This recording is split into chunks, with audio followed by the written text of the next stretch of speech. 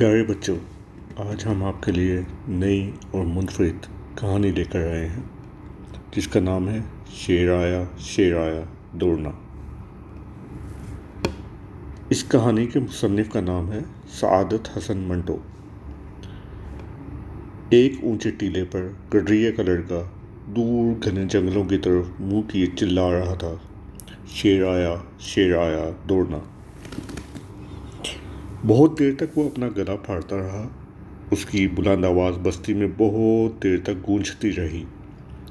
جب چلا کر حلق سوکھ گیا تو بستی سے 2-3 بوڑھے لاٹھیاں ٹیکتے ہوئے آئے اور گڈریے کے لڑکے کو کاندھے پکڑ کر لے گئے۔ پنچایت بلائی گئی۔ بستی کے سارے عقل مند جمع ہوئے اور گڈریے کے لڑکے کا مقدمہ شروع ہوا۔ اس کا جرم یہ تھا کہ اس نے غلط خبر دی اور بستی کے لوگوں کو خواہ مخواہ پریشان کیا۔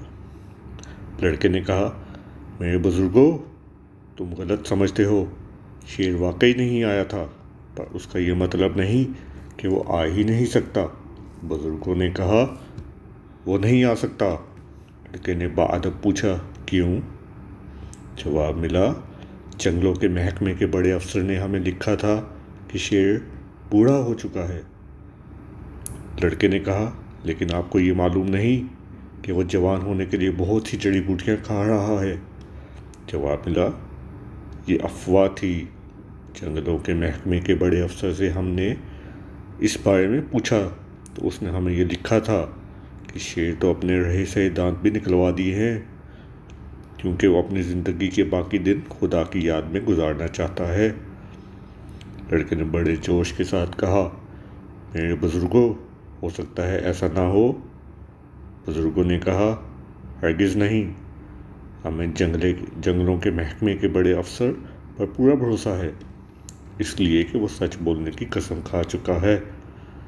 لڑکے نے پوچھا، کیا یہ قسم جھوٹی نہیں ہو سکتی؟ بزرگ غصے میں چلائے، ہر چیز جھوٹی کیسے ہو سکتی ہے؟ تم خود جھوٹے ہو، مکار ہو، چال باز ہو۔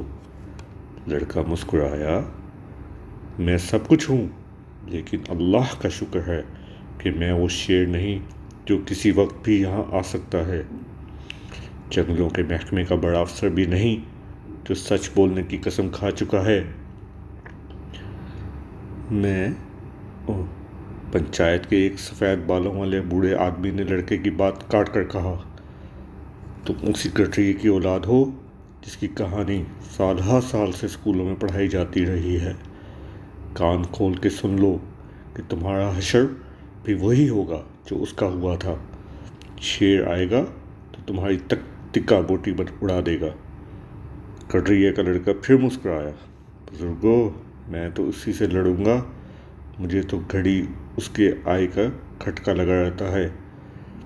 تم کیوں نہیں سمجھتے کہ شیر آیا دوڑنا والی کہانی جو اپنے بچوں کو پڑھاتے ہو، آج کی کہانی نہیں۔ ان کی کہانی میں تو شیر آیا دوڑنا کا مطلب یہ ہے کہ خبردار ہو، ہوشیار ہو، شیر آئے نہ آئے، ہو سکتا ہے کوئی گیدڑ ہی منہ اٹھا کر ادھر چلا آئے، مگر اس حیوان کو بھی تو ہمیں اپنی بستی میں گھسنے سے روکنا چاہیے۔ بزرگ کھلکھلا کر ہنس پڑے، کتنے ڈرپوک ہو تم، گڈریے، ڈرتے ہو؟ گڈریے کے لڑکے نے کہا، میں شیر سے ڈرتا ہوں نہ گیدڑ سے، مگر ڈرتا ہوں اس لیے کہ یہ حیوان ہیں اور ان کی حیوانیت کا مقابلہ کرنے کے لیے میں اپنے آپ کو ہمیشہ تیار رکھتا ہوں۔ میرے بزرگوں، زمانہ بدل چکا ہے، اپنے اسکولوں سے خدا کے لیے وہ کتاب اٹھا لو جس میں شیر آیا دوڑنا والی پرانی کہانی چھپی ہے، اس کی جگہ یہ نئی کہانی پڑھاؤ۔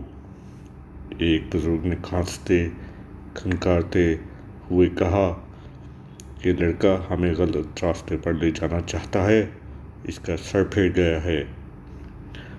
دوسرے بڈھے نے غصے سے کانپتے ہوئے کہا، اس کو فوراً قید کرو۔ گڈریے کے لڑکے کو فوراً جیل میں قید کر دیا گیا۔ اتفاق کی بات ہے، اسی دن شیر بستی میں داخل ہوا۔ بھگدڑ مچ گئی۔ 6 لوگ بستی چھوڑ کے بھاگ گئے۔ باقی شیر شکار کر لیے۔ مونچھوں کے ساتھ لگا ہوا خون چوستا جب شیر جیل کے پاس سے گزرا تو اس نے لوہے کی مضبوط سلاخوں کے پیچھے گڈریے کے لڑکے کو دیکھا۔ شیر نے اس سے کہا، کون ہو تم؟ لڑکے نے جواب دیا، میں گڈریے کا لڑکا ہوں۔ شیر کی آنکھوں میں خون اتر آیا۔ اوہ، تم ہو گڈریے کے لڑکے، وہی جو میرے آنے کی اطلاع دیا کرتے تھے؟ باہر آؤ، میں تمہیں اس کی سزا دینا چاہتا ہوں۔ لڑکا مسکرایا، جنگلوں کے بادشاہ، مجھے افسوس ہے کہ میں باہر نہیں آ سکتا۔ میرے بزرگوں نے جو مجھے سزا دی ہے اس نے مجھے تمہاری سزا سے محفوظ کر دیا ہے۔ اور شیر دانت پیس کر رہ گیا۔